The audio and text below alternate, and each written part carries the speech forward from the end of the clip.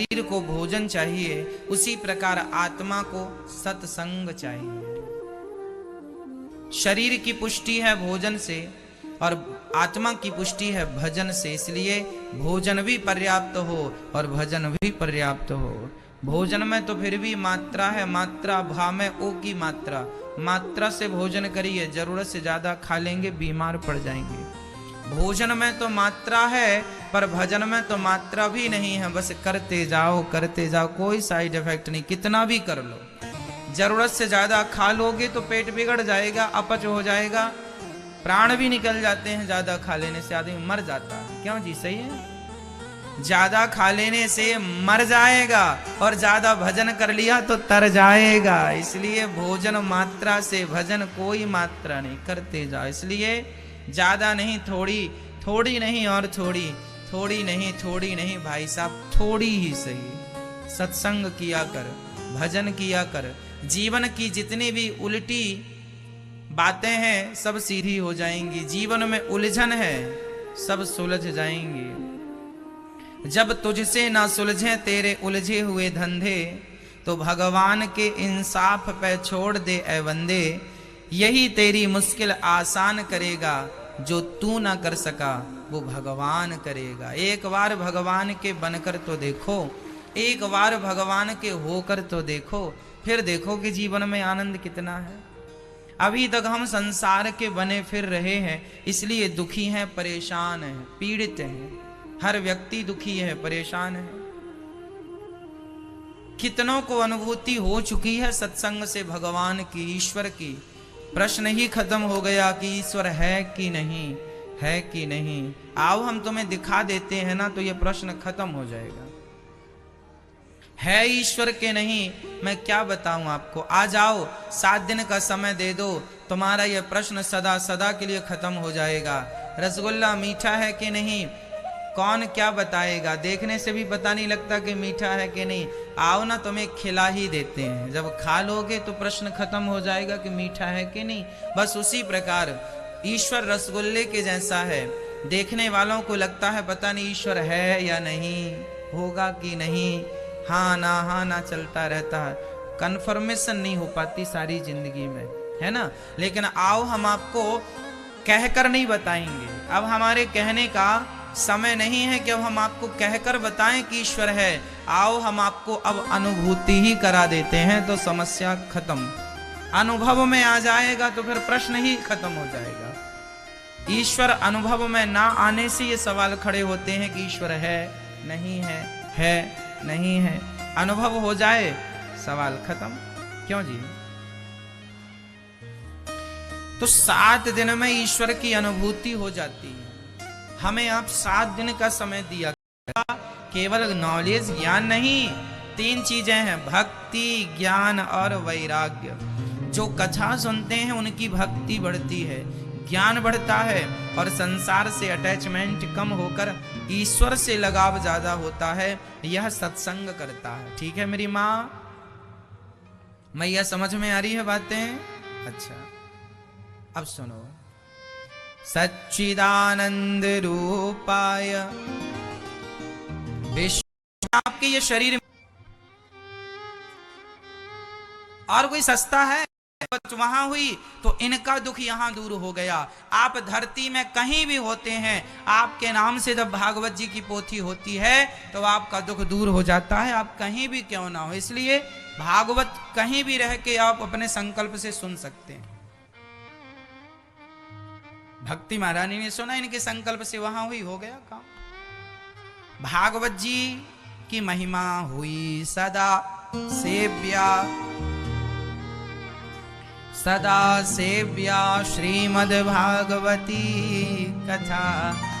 भागवत जीवन में कितनी बार सुननी चाहिए मेरी माँ? 1 बार 2 बार, कितनी बार?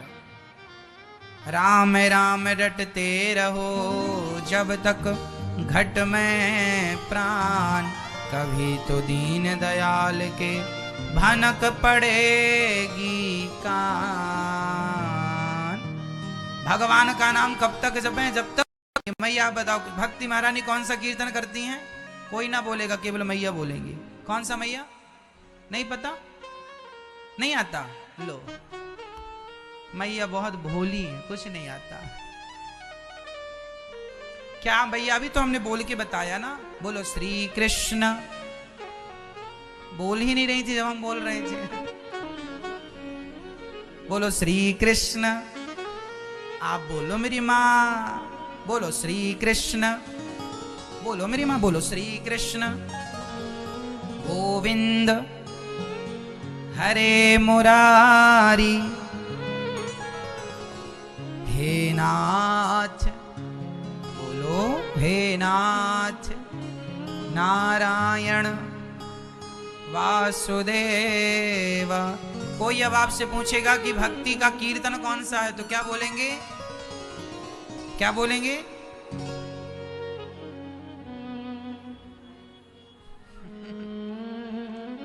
श्री कृष्ण गोविंद हरे मुरारी। हे उपयोग करेंगे नहीं, दुरुपयोग। धन धर्म के लिए भी होता है और धन से अधर्म भी होता है, इसलिए पैसे को विचार से खर्च करना चाहिए। गलत जगह पैसा खर्च कर दोगे तो वही पैसा आपके विनाश का कारण बन जाएगा। इसलिए पैसे का कभी दुरुपयोग ना करो। धुंधली पैसा देती गई धुंधकारी को, देती गई और धुंधकारी जुआ, शराब, वैश्याओं का संग सब कुछ करने लगा। इतना बिगड़ गया कि अपनी माँ और अपने पिता को मारने लग गया। इसलिए बच्चों को संस्कार दो, पैसा ना दो। हाँ, छोटा मोटा खर्चा है, ठीक है, क्यों जी? अब कोई छोटे से बच्चे के जेब में 1000 रुपए रख के भेजे, माँ बेटा स्कूल जा रहा, ले 1000 रुपए लेके जा। तुम भले करोड़पति हो, पर बच्चों को पैसा देना, उन्हें बिगाड़ना है या नहीं? बच्चों ने कहा माँ हमें मोबाइल दिला दो, बड़ा, माँ ने दिला दिया। माँ हमें गाड़ी दिला दो, बड़ी दिला दी। सब तुम उसके मन का करते गए। क्या परिणाम होता है? फिर एक बार कहोगे कि नहीं करेंगे तो बच्चा तुम्हारे सिर पे चढ़ जाएगा। हाँ या ना? बचपन से ही थप्पड़ मारना शुरू किया होता तो ये नौबत ना आती। इसलिए गलती करने पर बच्चों को डांटिए, गलती करने पर उनको गलती का एहसास कराइए कि देखो तुमने ये गलती की है। आजकल माँ बाप गलती का एहसास नहीं कराते बच्चों को, इसलिए बच्चे बिगड़ जाते हैं और जरूरत से ज्यादा बिगड़ जाते हैं। बाद में फिर रोता कौन है? माँ बाप को रोना पड़ता।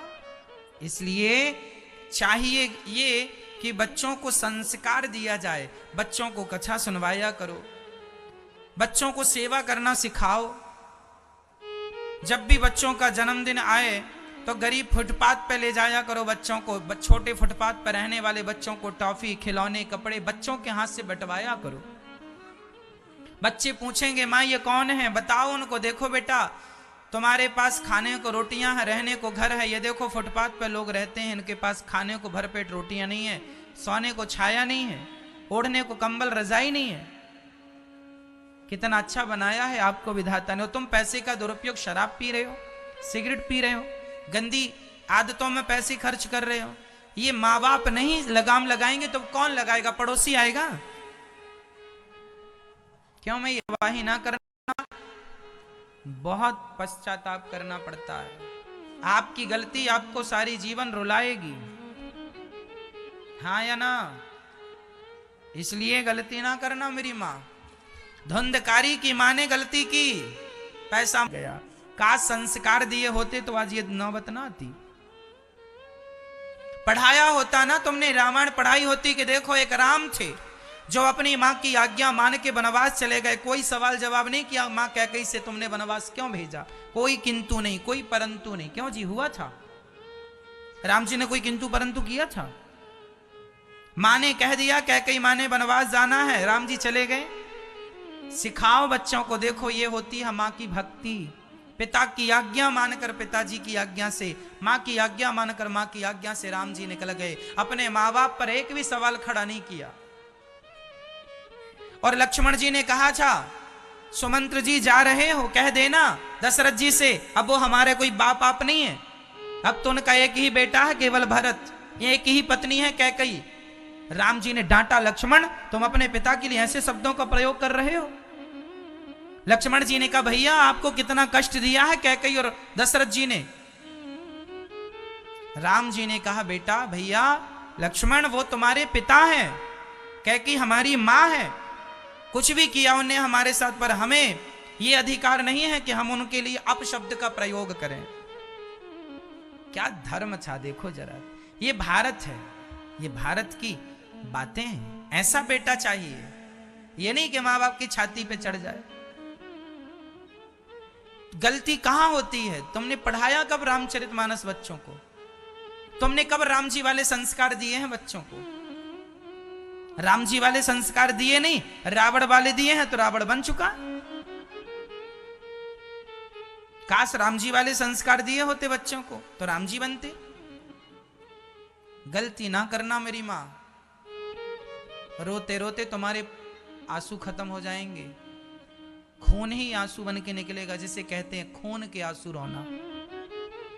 तुम्हारी लापरवाही तुम्हें रुलाएगी यदि नहीं समझे तो। इसलिए लापरवाही नहीं, बिल्कुल अपने घर का कानून कठोर कर लो।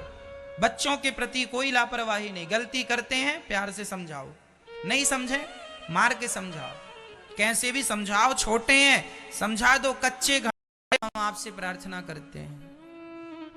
ये माओं के लिए आश्रम पूरा पैक हो गया था। हमने किराए से आश्रम लिया है माओं के लिए, वहां भी माएँ पैक हो गई हैं, मतलब पूरा भर चुका है। एक बड़ा आश्रम बन रहा है जहां 1000 माएँ, अभी 230 माएँ हैं और 1000 माओं की व्यवस्था में हम लगे हुए हैं कि 1000 माएँ रह सकें। रोज कोई ना कोई माँ आती हैं, तो 1000 माओं के रहने के लिए